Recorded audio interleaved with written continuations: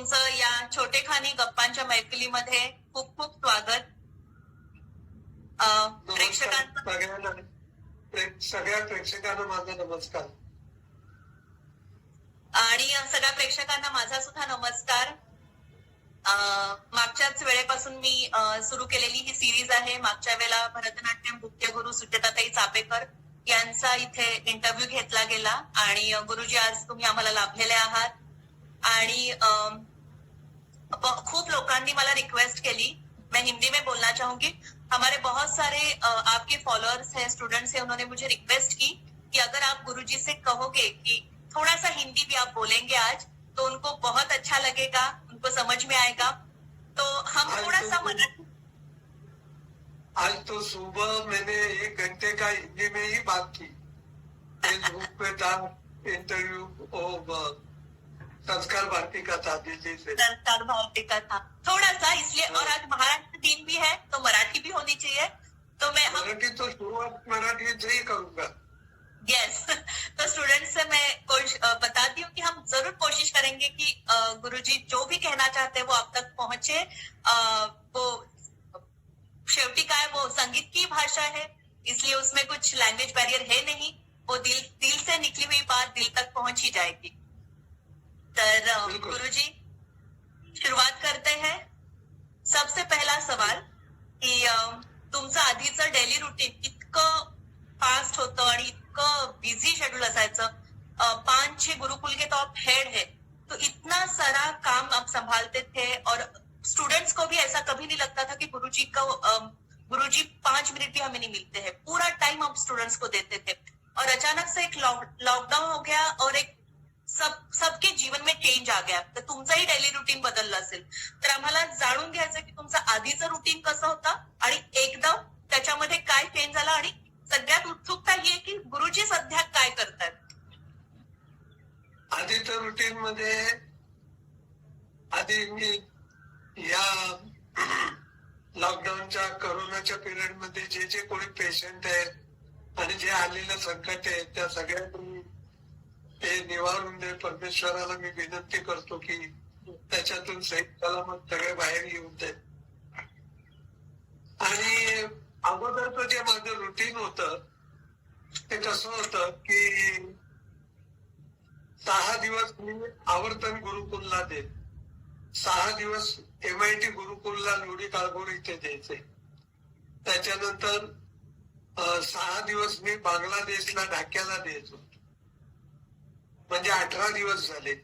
2 दिवस औरंगाबादला द्यायचे, 20 दिवस झाले. आणि राहिलेले सगळे दिवस मग मी माझ्या गुरुकुलला देत होतो, म्हणजे तालयोगी आश्रमाला. आणि सकाळी तालयोगी आश्रम मध्ये मी सकाळी 9 वाजता जातो. ड्रायव्हर येतो, तो घेऊन जातो. थोड़ी सी रिक्वेस्ट है, थोड़ा बीच में हिंदी हो जाए तो जो सुन रहे हैं उनको अच्छा लगेगा. तो पूरा हिंदी में ही बात करता हूँ. मतलब सुबह ड्राइवर आता है तो उनके साथ चला जाता हूँ तालयोगी आश्रम में और 1-1.5 बजे तक बाहर रहता हूँ, फिर आ जाता हूँ. फिर वो आने के बाद फिर दोपहर में खाना खाने के बाद किसी को इंटरव्यू के लिए बुलाता हूँ. दोपहर में 2 से 4 तक कुछ इंटरव्यू लिखने का, किसी को रिकॉर्डिंग करके देना, कुछ कंपोज करके देना, ये चलता रहता. मगर इसके बाद 4 बजे वापिस जाता हूँ आश्रम में.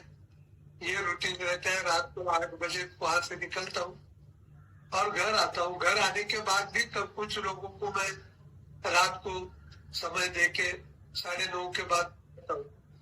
फिर उनको कुछ डिटेक्शन है तो कुछ रिकॉर्डिंग करके देना, कुछ ना कुछ काम रहता है और 11-11:30 बजे सो जाता हूँ. ये रूटीन है. और ये चाहे यहाँ का हो, बांग्लादेश का हो, सब जगह है. और अभी एकदम लॉकडाउन आने के बाद मेरा भी आज भी रूटीन वैसे ही चल रहा है. घर में ही हूँ मगर रूटीन में कुछ फर्क नहीं है. मतलब शागिर्दों को उनका रिकॉर्डिंग, तालीम, सारे वर्ल्ड से जितने लोग होते हैं पूछते रहते हैं, फिर उनको सजेशन देते रहता हूँ, अभ्यास बताते रहता हूँ।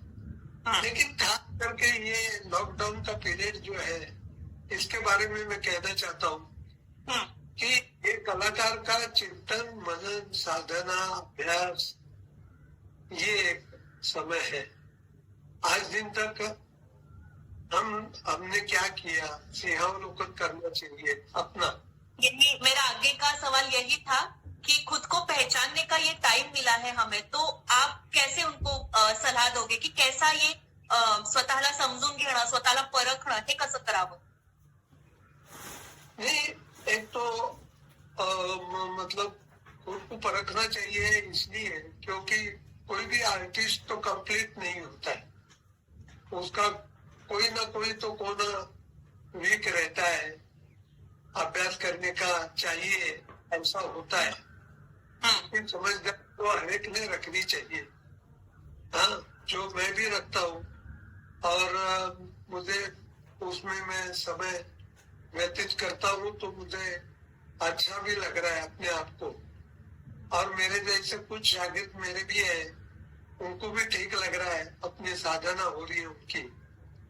तो सिर्फ मुझे लगता है ऐसा भी नहीं है, संगीत में ऐसे बहुत सारे लोग हैं कि जिनको ये समय में साधना करते समय अच्छा भी लग रहा है और अपना क्या रह गया है उसको साधना चाहिए, ऐसा मुझे लगता है। साधना होनी चाहिए। शारंधर साठेजी आपसे पूछना चाहते हैं की सध्या आता मुलं भेटत नाहीये तुम्हाला, सतत तुम्ही स्टुडंटच्या गराड्यात असायचा, स्टुडंटना तुमच्याशिवाय करमायचं नाही, तुम्हाला करमत नेहमीच सतत एकत्र असायचा आणि आता प्रत्यक्ष असं ते सारंगधर साठे म्हणत नाहीये, ते काय म्हणतायत तेवढं सांग, हे तू बोलते. नाही, खाली खाली लिहिलंय. थोडंसं वाढव ना, 2 वाक्य मी वाढवली. बरोबर. पण ते भेटत नाहीये स्टुडंट तुम्हाला, तर तुम्हाला कसं वाटतंय? मला दररोज भेटतायत. आता जसं आपण तू मला भेटते फोनवरती, तसं ते दररोज भेटतायत आणि मी त्यांना अभ्यास देतोय आणि त्यांना सांगतोय की तू, आणि त्यांचा अभ्यास त्यांच्याकडून करून घेतोय मी. पण गुरुजी हे ऐकतच असते. गुरुकुल में जो होता था जो आदान प्रदान होता था कला का, जैसे नृत्याचे स्टुडंट्स होते, तर तुम्ही जेव्हा गायकाला काही सांगायचात तर इनडायरेक्टली नृत्याच्या स्टुडंटना त्याचे बारकावे कळायचे किंवा वैसा वरचा दुसऱ्या ह्याला, तर ते आदान प्रदान आता होत नाहीये, तर त्याच्याबद्दल काय वाटतं? नाही, तसं म्हणजे ज्याला सिनेमा तालीम म्हणतात आमने सामने, ते तर होणं शक्य नाही.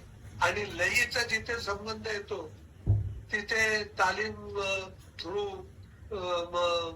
या मोबाईल वरती देता येणं कठीण बनतं.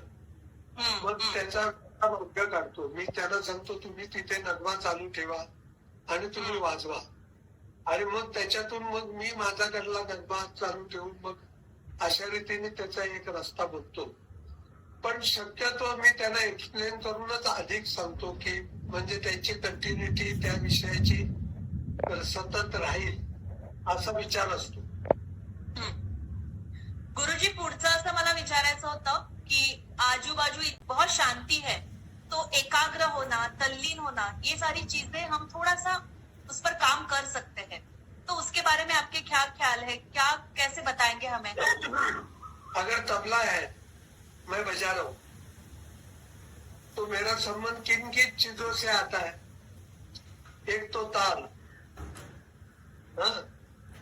नगमा, आजकल ये सब मटेरियल अवेलेबल है और तो मशीन के थ्रू या टेलीफोन पे भी अवेलेबल है. नगमा, लय, ताल की लय, एके की लय, उसके साथ नगमा, फिर उसके साथ अपन जो सादर करने वाली कविता जो है लय ताल की, वो कविता और उसकी लय, उसके साथ चलने वाला नगमा और ताल की मूल लय, ये सारी चीजों का एक मिलन करना, इसमें तो एक चित्त बनाना ही पड़ता है। ये आवश्यक चीज है। अगर ये तीनों चीजें मिल नहीं रहे, कुछ कुछ अवस्था ऐसी होती है कि गलत होती है तो दूसरे को कहना पड़ता है कि तुम समय पे आ ही दे, गलत हो गए। हम्म, तो ये तो होना नहीं चाहिए। हम लोग गलत काम कर रहे हैं या सही कर रहे हैं, वो अपने आप को समझ में आना ही चाहिए। ये सारी चीजों को एक साथ करना, इसको, इन चीजों को अवधान क्रिया कहते हैं। अवधान, अवधान जमाना होता है। तो मतलब ताल की मूल ले, उसके खंड, और खंड के साथ हम जो बजा रहे हैं, कायदा, पेशकार, रेला, गद, टुकड़ा, जो भी, वो रचना ताल के साथ मिलती जुलती आ रही है और ताल के खंड के साथ मैच हो रही है। साथ साथ में नगमा, ये जो म्यूजिक है, नगमा, और मैं तो खास करके बंदिश लेता हूँ। नगमे की बंदिश रहती है, जो शाब्दिक शब्द रहते हैं और रात में कंपोज होती है। तो ये सारे अगर लोगों को कहने ही पड़ते हैं, तुम तो मालूम है, तुमको भी कहने ही पड़ती है। आप लोग, तुम डांस करती है तो सबसे कहला के लेता हूँ ये बंदिश, ये होनी चाहिए। और ये सारी क्रिया में एकाग्रता तो बननी ही पड़ती है, और ये इसमें एकाग्रता बन जाती है, और एक मन में एक अंतर्यामी समाधान मिलता है बराबर होने के बाद। हाँ, तो आत्मिक समाधान। वो चीज नाद क्रिया तक जाने की शुरुआत हो जाती है। ये है। समझ गए ना तुम्हारा तो क्वेश्चन यही था ना? बिल्कुल बिल्कुल। तो एकाग्र चित्त, ये तो यहाँ इतने 3-4 चीजों से पहले करना ही पड़ता है। अगर कोई भी वादक या डांसर या कोई भी अपने कविता बजाते रहे, अपना गाते रहेंगे, वो लय ताल में नहीं आया, राग में नहीं आया, ताल में नहीं आया, तो फायदा क्या है? राइट। तो उसके लिए एक अवधान जो होता है वो तो रखना ही पड़ता है। वो अभ्यास से प्राप्त होता है, और अभ्यास एकाग्रता के बगैर प्राप्त नहीं हो सकता है। तो इसलिए एकाग्रता तो हम लोग जो माध्यम ले रहे हैं, ये सारे माध्यमों के ऊपर जो नजर रखना है और उसका अनुकूल सही रूप से करना है, यही तो एक परीक्षा होती है। और ये एकाग्र चित्त की बात है।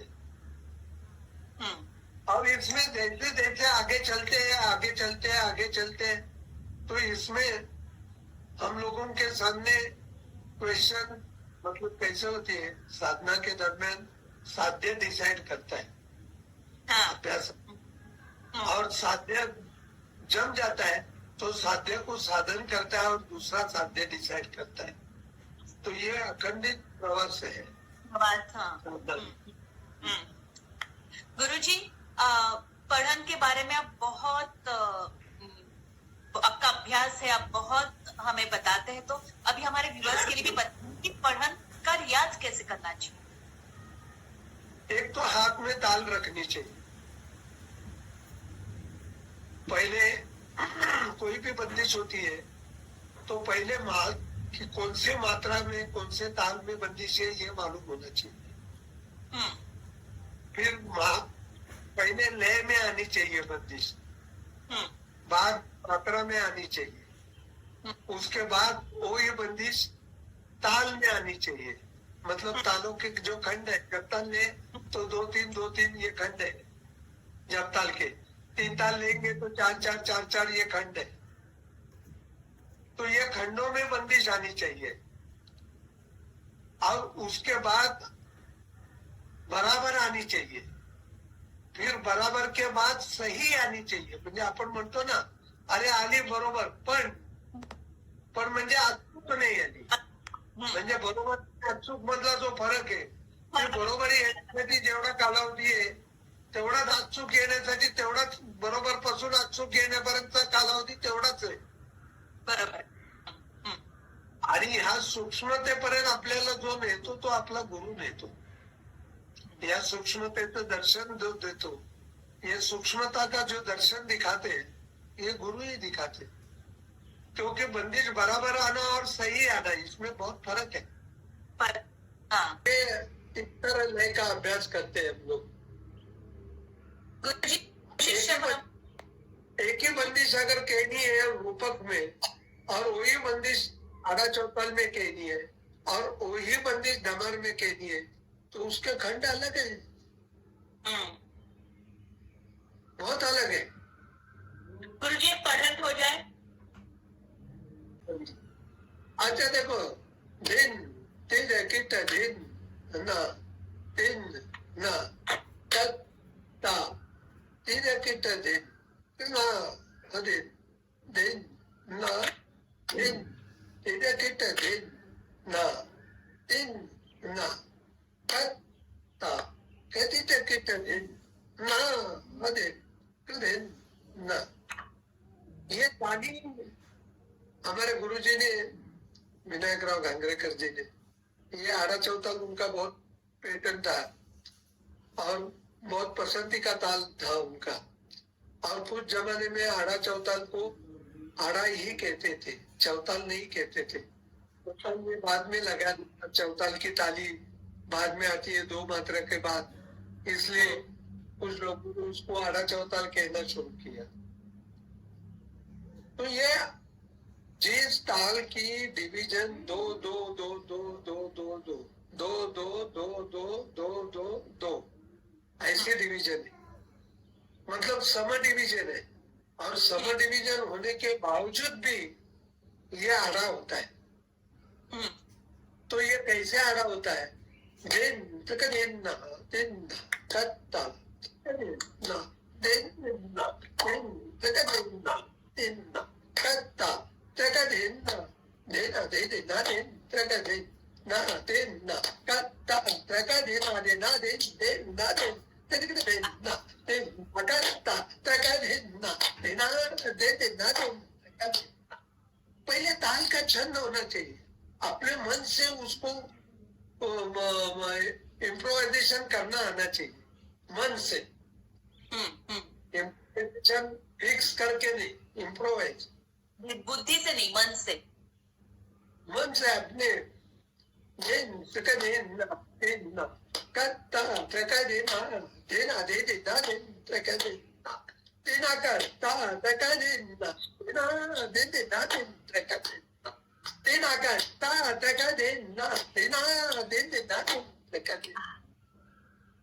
तो एक छंद बनना चाहिए ताल का। और छंद बनना मतलब ये है कि ताल की मात्रा गिनने की जरूरत न पड़े,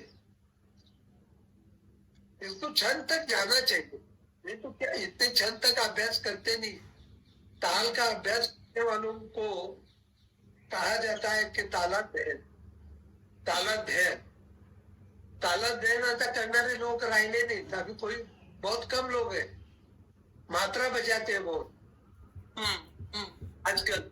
14 मात्रा 13 मात्रा वो भी घर से कंपोज करके लाते हैं, गुरु उनको कंपोज करके दे, बंदिशें और करते हैं, नाचते हैं। लेकिन उनको कहे कि अपने मन से तुम ये ताल में कहीं भी एंटर हो जाओ और सब पे आ जाओ, तो बड़ा मुश्किल होता है।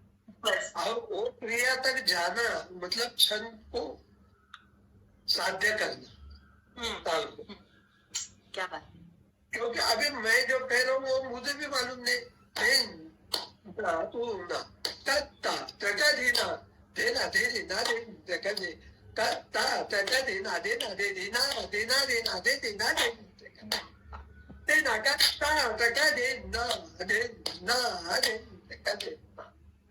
अलग अलग ढंग से कैसे सब पे मुकड़े पे आते हैं, सब पे कैसे आना, और इसका एक छंद बनने के बगैर तो ये बात नहीं होती।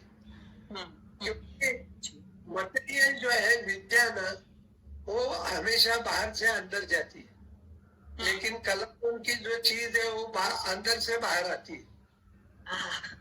क्या बात, क्या बात। हाँ, तो अंदर से बाहर आने वाली कला तक अभ्यास करना चाहिए, वो बहुत जरूरी है।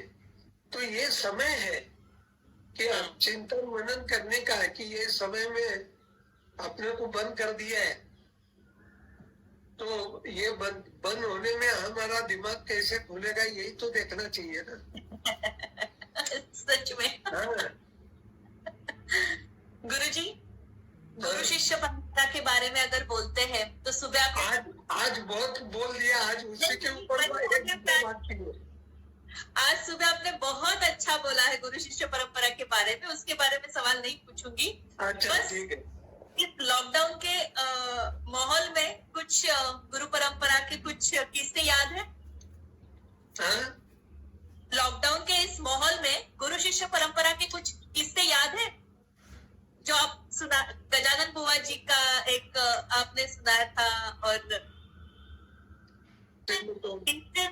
सोशल डिस्टेंसिंग चल रहा है हाँ, तो सोशल इसके हिसाब डिस्टेंसिंग। अच्छा, हाँ। देखिए सुनिए, हमारे वो क्या होता है, लय ताल पक्ष में लयदार, लयकार और तालियां, ये 3 चीजें होती है।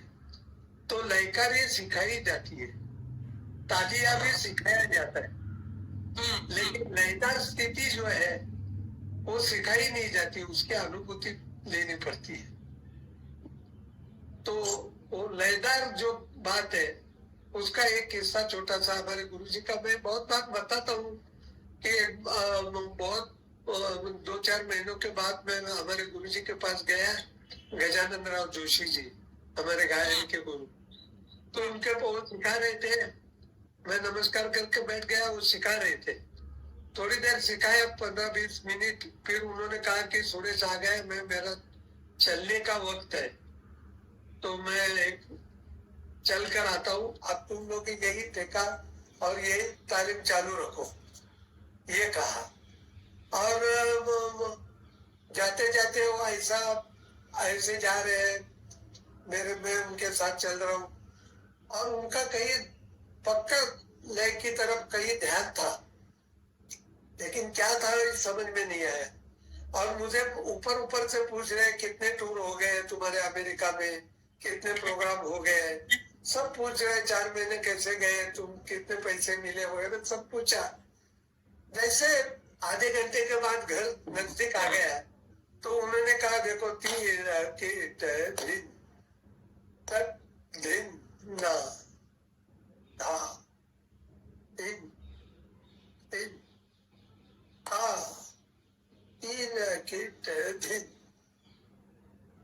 ये तिलवाड़ा, जैसे हाथ में पेड़ा रखते हैं वैसे मेरे हाथ में तिलवाड़ा रखा और बोले जाके देखो क्या चल रहा है उधर।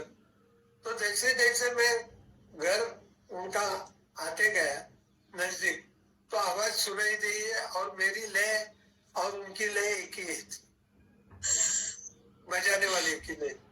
सोशल बाद में डिस्टेंसिंग देखा थोड़ा अंदर जाके तो मात्रा भी वही चल रही थी। क्या बात। तो ये बहुत मुश्किल है, हम लोग एक आवर्तन में भी एक लय कायम नहीं रख सकते। वो तो जब चाहते थे कि अभी लय बदली नहीं करना है तब तक वो ही लय रखते थे, इस चीज को लयदार कहते। और अनेक लयकारी कर रहे हैं, गाना बजाना चल रहा है, लेकिन ऐसा उनकी लय स्थिर हो गई थी कि उनके स्थिरता का असर सारे तबला वादकों पे हुआ था। जोशी जी के लय, स्थिर लय का असर इतना था कि मामूली में मामूली तबला वादक भी हो, वो धा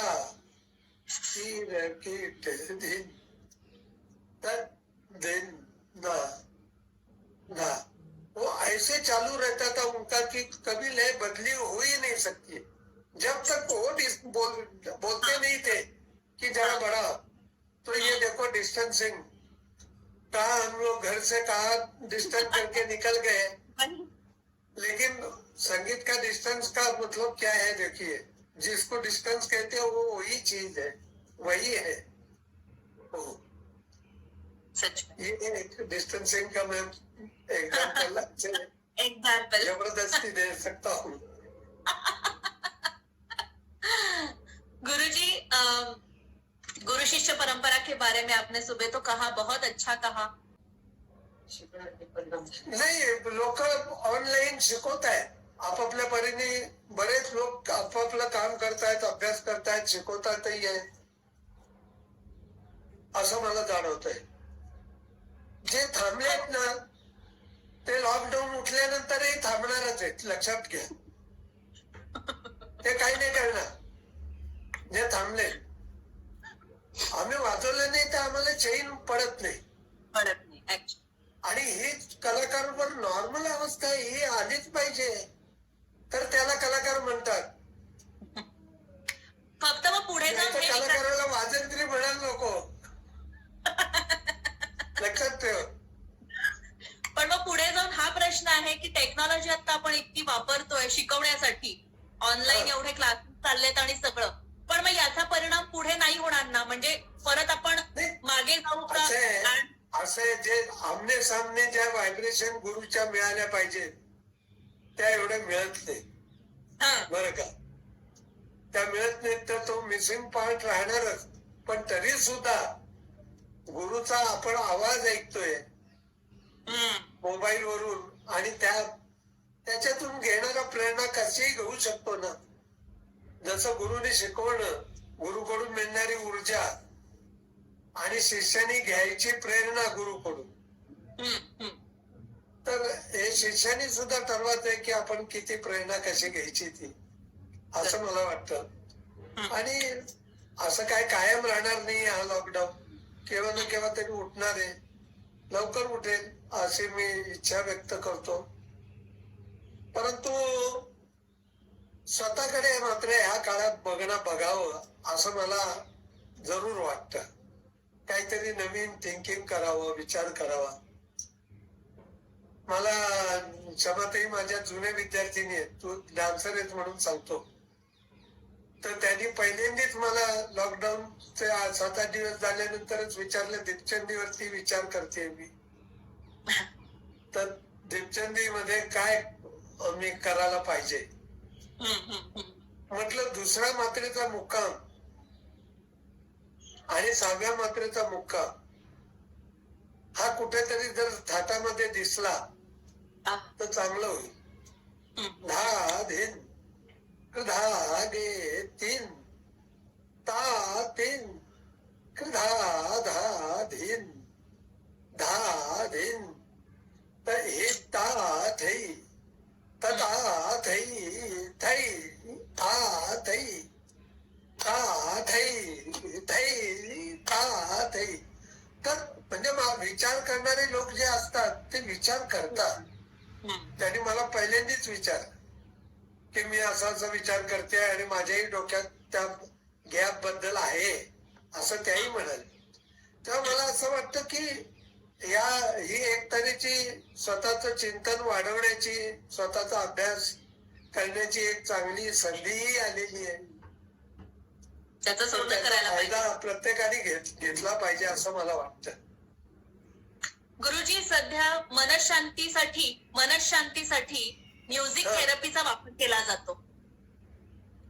तर तुमचे याच्याबद्दल काय विचार आहेत? कारण तेवढी ताकद संगीतामध्ये नक्कीच आहे की ह्या सगळ्या आत्ताच्या आजूबाजूच्या वातावरणामध्ये खरंच खूप लोकांना मनशांतीची गरज, आणि म्युझिक नक्कीच त्याला तरुण नेऊ शकतं. हो, नाही, म्युझिक ऐकण्याने सुद्धा चित्तवृत्ती मनुष्याच्या शुद्ध होतात. एका चित्ताने जर एखादा राग ऐकला आणि राग जर त्याच्या परिचयाचा असला आणि तो राग नाना तऱ्हेने गाणं त्यांनी तो राग नाना लोकांच्याकडून ऐकलेला असेल आणि एक ऐकण्याचा कान जर डेव्हलप झाला असेल तर त्या लोकांना, ऐकणाऱ्या लोकांना सुद्धा एक चित्ताने जर ऐकलं, आपलं मन सर्वस्व तिथे टाकून, म्हणजे आपण एकीकडे जेवतोय, खातोय, हे करतोय, ते करतोय आणि गमतीने म्युझिक लावलंय अशा मी नाही. सिरियसली ऐकायला जर बसलं तर त्याची सुद्धा तंद्री लागू शकते. कलाकार एवढीच लागते. आणि कित्येक वेळा आम्हाला त्या मैफलीमध्ये असं दिसायचं, तो एक कलाकार आणि तो दाद देणारा कलाकार ते एकमेकांकडे बघून आपला प्रवास मैफलीचा पूर्ण करायचे. पण त्यानं जर विचारलं, अहो तुम्ही कोणाकडे बघून गात होतात, तर ते त्याला नंतर आठवत नाही. सांगता यायचं. पण आपला विचार ह्या आकृतीपर्यंत पोहोचतोय, या व्यक्तीपर्यंत पोहोचतोय, हे त्या कलाकाराला माहिती असतं. आणि त्याही तो ऐकणारा श्रोतृवर्ग तोही तेच सांगत असतो दाद देऊन की हा मला कळतंय. बऱ्याच वेळेला असं होतं की कलाकार गात असतो आणि त्याच्यातले 99% दाद देत नाही आणि एकच श्रोतृवर्ग अशा वेळेला दाद देतो की त्या कलाकाराला कळून जातं की अरे याने दिलेली दाद कमाल, त्याला कळलाय माझा विषय. अशा तऱ्हेचं एक संभाषण न बोलता चालू असतं कलाकार मध्ये आणि ऑडियन्स मध्ये. आणि त्या लेवलला जर ऑडियन्स ऐकणारा जर असेल तर त्याची सुद्धा त्याच्यावर सुद्धा राईट परिणाम होऊ शकतो. ऐकणाऱ्याची चित्तवृत्ती शुद्ध होऊ शकते. शास्त्रीय संगीताने चित्तवृत्ती शुद्ध होतात, कारण त्याला एकाग्र चित्त आधी करावं लागतं. या अनेक गोष्टींनी एकीकडे ठेका ऐकायचा, एकीकडे राग बघायचा, एकीकडे लय समीवर यायचं, मुखडा बघायचा, रागाची शुद्धता बघायची, अशा नाना तऱ्हेच्या गोष्टींनी त्याला पहिल्यांदा एकाग्र चित्त करायलाच लागतं.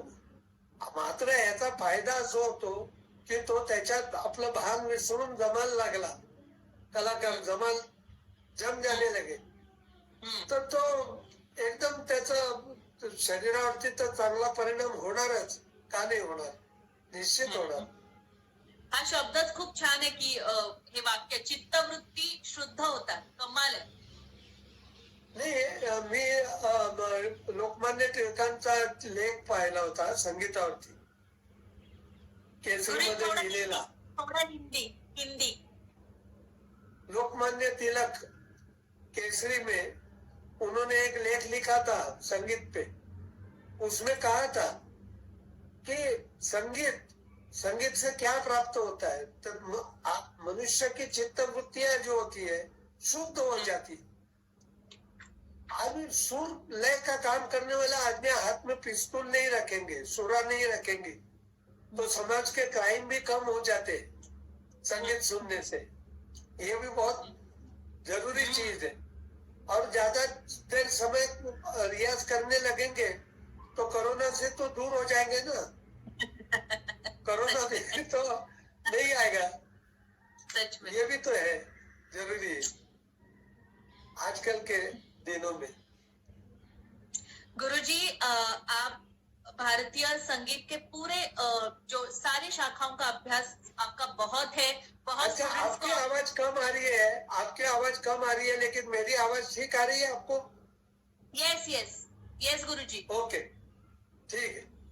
तो सारी शाखाओं का आपने बहुत अच्छे से, मतलब आपका अभ्यास तो है ही, और सभी स्टूडेंट्स को आप बहुत अच्छे से सिखाते हो, समझाते हो. डांस के हो, गाणे के हो, तबला के हो, सारे म्हणजे सगळ्या स्टुडंट्सना तुम्ही खूप छान पद्धतीने त्यांच्या टेक्निकनी सांगता.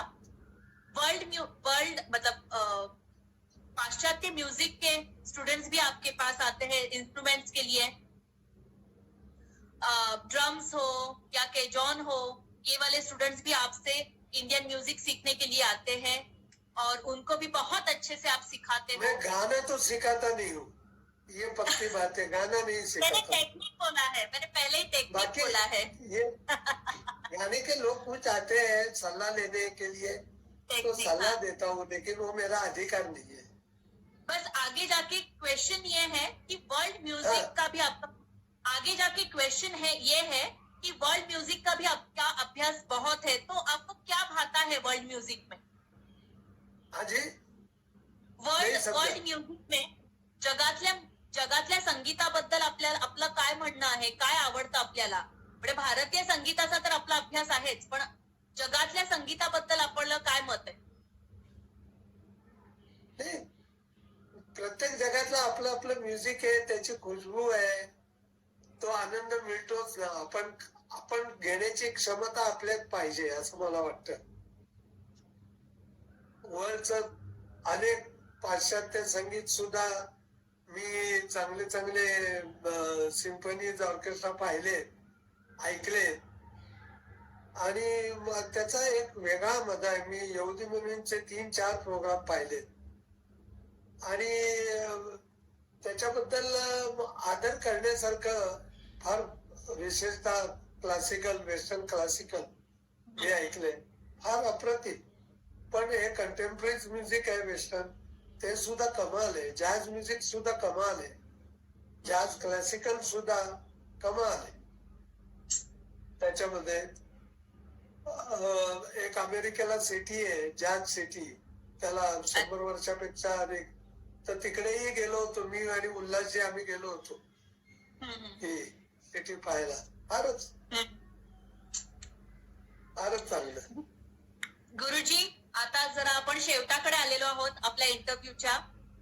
ओके. इस इंटरव्यू माध्यम से मैं सभी गुरुजनों को, जो भी यहाँ कलाकार आते हैं, उनसे विनती करती हूँ कि कुछ हमें सिखा के जाइए, ताकि हमारे पास अभी जो टाइम है त्यामध्ये आम्ही प्रॅक्टिस करू, ते जरा समजावून घेऊ आणि मला खात्री आहे की सगळे ते बसवतील, शिकतील आणि तुम्हाला नक्की दाखवतील, व्हिडिओ पाठवतील. तो कुछ लय ताल का कुछ सिखा के जाइए. अभी चलो लय ताल के पक्ष के बारे में मैं एक लेसन देना चाहता हूँ कि 5 जातियां है: चतस्र, तीसरा, संकीर्ण, खंड, मिश्र. ये 5 जातियां है. इसमें से चतस्र जात है वो बहुत इंपॉर्टेंट जात है और जिसका उपयोग 90% किया जाता है. अब चतस्र जात मतलब 4, 1 2 3 4. हाँ, तो इसका अभ्यास कैसे करने का? पहले 4 एक मात्रा में 4 कहो. 1 2 3 4, 1 2 3 4, 1 2 3 4, 1 2 3 4. मतलब एक ताली में 4 कहा. 1 2 3 4, 1 2 3 4, 1 2 3 4, 1 2 3 4. बाद में 2 में 4 कहना. 1 2 3 4, 1 2 3 4, 1 2. यह अभ्यास करना बहुत इंपॉर्टेंट बात बता रहा हूँ. बाद में 3 मात्रा में कहना. 1 2 3 4, 1 2 3 4.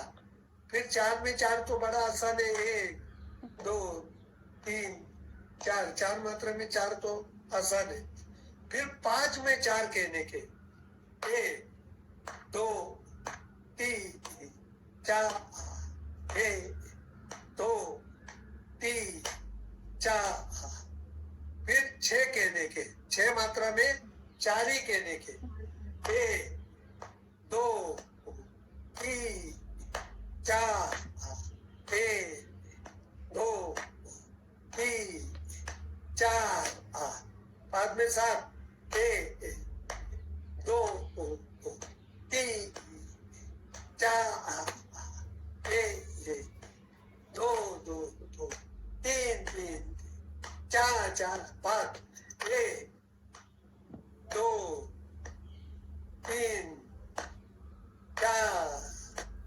ये 8 में 4 हो गए. अब 9 में 4. 1 2 2 2 3 3 4 4 4. 1 2 2 3 3 4 4 4. ये 9 में 4 हो गए. इस तरह 16 तक जाने का. 1 2 2 3 3 3 4 4 4 1 ये 10 में 4 हो गए. 1 2 3 4 4. अब 11 में 4 कहने के. 1 2 2 2 2 3 3 3 3 4 4 4 4 1 2 2 2 2 3 3 3 3 4 4 4 4. हाँ, ये 11 में कहा ना या 13 में कहा? 2 2 2 2 3 3 4. बराबर 11 में 4 कहा. अब 12 में 1 2 2 2 2 3 3 3 4 ए, ये 12 में 4 हुए। अब 13 में 4 करने के ए ए ए नहीं, एक एक ए ए ए, दो दो दो दो दो, तीन तीन तीन तीन तीन, चार चार चार चार चार, ए ए ए ए ए, दो दो दो दो दो, तीन तीन तीन तीन तीन, चार चार चार चार चार, एक। तो इस तरह की 13 में अर्थ कह दिए, 14 में, फिर 15 में, फिर 16 में, ये अभ्यास से प्राप्त होते हैं। मगर इसमें ऐसा कोई भी भाग नहीं होता है कि जहां वजन नहीं आता है। तो चतुस्र के एक मात्रा के 4 भाग पकड़ लेंगे, समझ लीजिए, तो 64 हो गए, 64 हो गए। तो 64 का कि यहाँ दम नहीं लगा ऐसा नहीं होता है। हाँ हाँ। सारे अणु रेणु को पकड़ लेता है। और ये अगर अभ्यास करेंगे तो बहुत अच्छा हो जाए। ये अभ्यास से चतुस्र जाग पे कमांड आना शुरू होगा।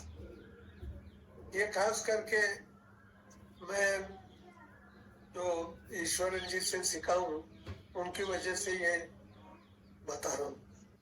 लेकिन हमारे सारे गुरु लोगों ने ऐसा ऐसा मुझे, आमच्या नागेशकर गुरुजींना कधी आम्ही म्हातारं पाहिलंच नाही। मग ते 94 वर्षी सुद्धा तसेच होते।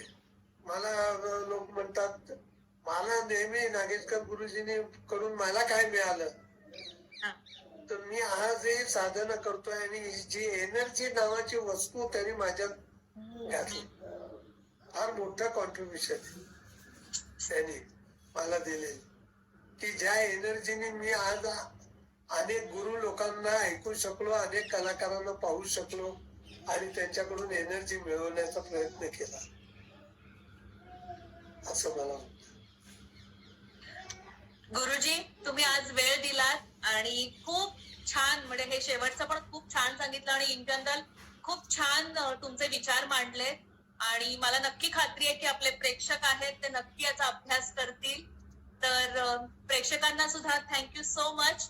प्रेक्षकांनाही थँक्यू की छान आमच्यामध्ये श्रोतो वर्गा को खास करके कहना चाहता हूँ कि माफ करिए, पूरी हिंदी में आज तो सुबह बात हो गई, आपको सुननी है तो पूरा हिंदी में सुबह की बात हो गई है. गुरु शिष्य परंपरा खास टॉपिक था, तो उसमें जाके आप सुन सकते हैं. थोड़ी मराठी बोलनी पड़ी क्योंकि थोड़ी देर पहले मैंने राज ठाकरे का मुलाकात देख रहा था, वो काफी मराठी में जोर दे रहे थे, तो मैंने कहा हम लोगों की शुरुआत तो मराठी में होनी चाहिए. और मराठीमध्ये पूर्ण बोलू शकतो आणि पूर्ण विचार मला मजाही येतो. कधी कधी हिंदीमध्ये दिक्कत होते मला. ओके, नमस्कार सब लोगों को.